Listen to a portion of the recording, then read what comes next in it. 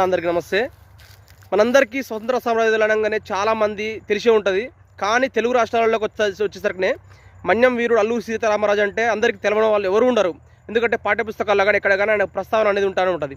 కానీ ఈయన కంటే ముందల ఎన్నో ఏళ్ల క్రితమే బిర్సా ముండే అనే ఒక గొప్ప మహనీయుడు తన ధర్మం కోసం, తన జాతి కోసం తన ప్రాణాలని పణంగా పెట్టినటువంటి ఒక బిర్సా ముండా.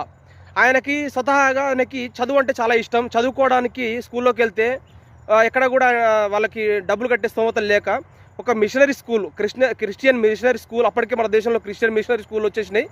అయితే ఆ మిషనరీ స్కూల్లోకి ఫ్రీగా తీసుకుంటారనంటే ఈయన అక్కడికి వెళ్ళి చదువుకుందామనంటే ఆయనని మతం మార్చుకుంటేనే మీకు స్కూల్లోకి అనుమతి ఉంటుంది.